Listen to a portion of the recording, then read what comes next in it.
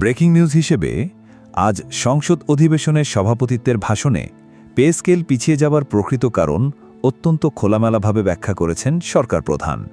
প্রিয় সরকারি চাকরিজীবী ভাই ও বোনেরা, আজকের সকালের আপডেট নিউজে আপনাদের স্বাগতম। যারা আমাদের চ্যানেলে নতুন তারা এখনই চ্যানেলটি সাবস্ক্রাইব করুন, আর হ্যাঁ, অবশ্যই কমেন্ট করে জানাবেন আপনারা কে কোন জেলা থেকে আমাদের ভিডিওটি দেখছেন। তবে চলুন কথা না বাড়িয়ে আজকের সর্বশেষ সংবাদটি জেনে নিন। জাতীয় সংসদ ভবনের অধিবেশনে অত্যন্ত দৃঢ়তার সাথে মাননীয় প্রধানমন্ত্রী তার ভাষণে স্পষ্ট করে জানান যে দেশের বর্তমান সার্বিক অর্থনৈতিক ভারসাম্য নিখুঁতভাবে রক্ষা করা এবং রাজস্ব ব্যবস্থাপনার স্থিতিশীলতা দীর্ঘমেয়াদে বজায় রাখতেই গ্যাজেট প্রকাশে কিছুটা বিলম্ব করার এই কঠিন সিদ্ধান্ত গ্রহণ করতে হয়েছে। মাননীয় প্রধানমন্ত্রীর এই অত্যন্ত সময়োপযোগী, বাস্তবমুখী ও খোলামেলা বক্তব্য ইতিমধ্যেই জাতীয় রাজনীতি এবং প্রশাসনিক অঙ্গনে ব্যাপক আলোচনার ঝড় তুলেছে। সবচাইতে বড় সুখবরটি হল প্রধানমন্ত্রী আজ আনুষ্ঠানিকভাবে এবং অত্যন্ত স্পষ্টভাবে জানিয়ে দিয়েছেন যে আগামী ৮ অগস্ট চূড়ান্তভাবে নতুন পে স্কেলের প্রজ্ঞাপন বা গ্যাজেট জারি করা হবে। গ্যাজেট প্রকাশে ঠিক এত বিলম্ব কেন হচ্ছে তা নিয়ে সাধারণ কর্মচারীদের মনে যে ক্ষোভ এবং সংশয় ছিল, সংসদ অধিবেশনে বক্তব্য রাখতে গিয়ে তার বিশদ আর্থিক ও কারিগরি ব্যাখ্যাও তুলে ধরেন তিনি।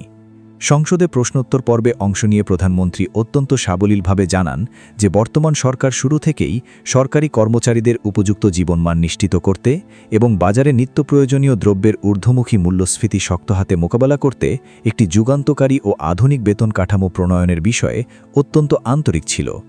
তবে একটি পূর্ণাঙ্গ, টেকসই ও বৈষম্যহীন পে স্কেল তৈরি করতে প্রশাসনিক, আর্থিক ও আইনি বেশ কিছু জটিল বিষয় পুঙ্খানুপুঙ্খভাবে যাচাই বাছাই করতে হয়েছে।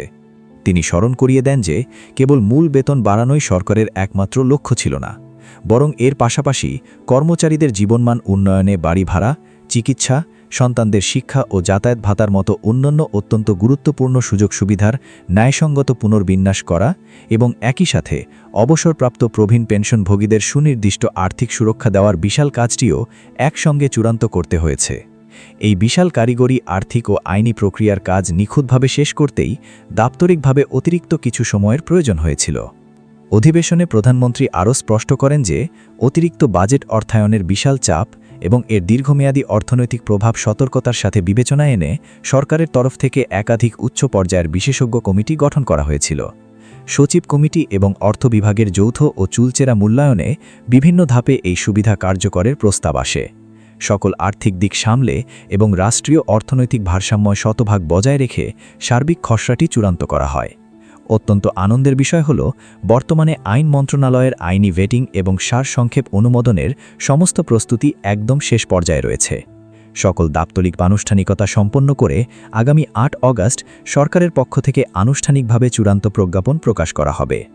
দর্শক মণ্ডলী, এবারের পে স্কেলে বৈষম্য দূরীকরণে যে অভূতপূর্ব পদক্ষেপ গ্রহণ করা হয়েছে তা স্বাধীন বাংলাদেশের ইতিহাসে বিরল। বিশেষ করে নিম্ন আয়ের অর্থাৎ ১১ থেকে ২০ গ্রেডের কর্মচারীদের বেতন ও ভাতা বৃদ্ধিতে সর্বোচ্চ অগ্রাধিকার দেওয়া হয়েছে। চূড়ান্ত সিদ্ধান্ত অনুযায়ী ১ থেকে ১০ম গ্রেডের কর্মকর্তাদের মূল বেতন বৃদ্ধি পাবে ৬০% এবং তাদের আনুষঙ্গিক বিভিন্ন ভাতা বৃদ্ধি পাবে ২০%।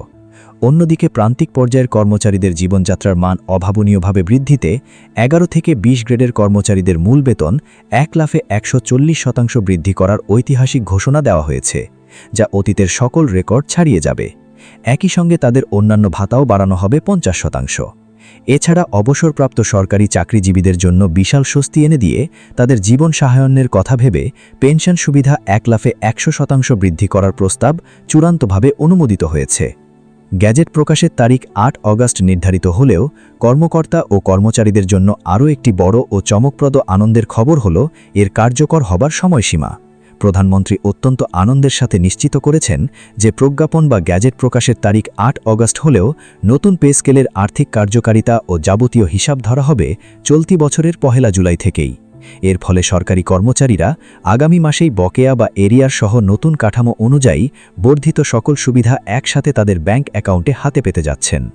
প্রায় ১ দশকেরও বেশি সময় পর এই বড় ধরনের বেতন ও সুযোগ সুবিধা বৃদ্ধি সরকারি কর্মচারীদের কর্মস্পৃহা কয়েক গুণ বাড়িয়ে দেবে এবং সারা দেশের প্রতিটি সরকারি দপ্তরগুলোতে নতুন করে কর্মচাঞ্চল্য ফিরিয়ে আনবে বলে মনে করছেন অর্থনীতিবিদ ও বিশেষজ্ঞরা। প্রধানমন্ত্রীর এই সুনির্দিষ্ট ও স্পষ্ট ঘোষণায় সরকারি অফিসার কর্মচারী কল্যাণ সমিতি সহ বিভিন্ন কর্মচারী সংগঠন ইতিমধ্যেই মাননীয় প্রধানমন্ত্রীর প্রতি গভীর কৃতজ্ঞতা প্রকাশ করেছেন।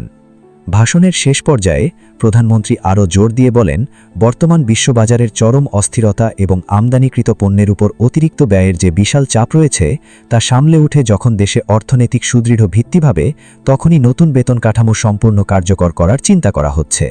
সরকার দেশের প্রতিটি স্তরের সাধারণ মানুষের কল্যাণ নিশ্চিত করতে সম্পূর্ণ প্রতিশ্রুতিবদ্ধ এবং শুধুমাত্র কোনো একটি নির্দিষ্ট গোষ্ঠীকে অতিরিক্ত সুবিধা দিয়ে দেশের সার্বিক অর্থনীতিকে চরম ঝুঁকিতে ফেলা কখনোই সমীচীন হবে না।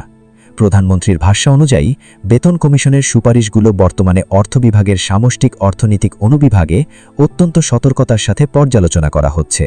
এর মূল লক্ষ্য হল পে স্কেল বাস্তবায়নের পর সরকারের পরিচালন ব্যয় ব্যাপক হারে বৃদ্ধি পেলেও দেশের চলমান উন্নয়নমূলক মেগা প্রকল্প ও জনকল্যাণমূলক খাতগুলোতে যেন কোনোভাবেই বাজেটের ঘাটতি তৈরি না হয়।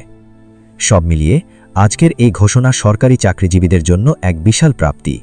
আগামী ৮ অগাস্ট গ্যাজেট প্রকাশের সাথে সাথেই নবম পে স্কেলের সকল সুবিধা আলোর মুখ দেখবে।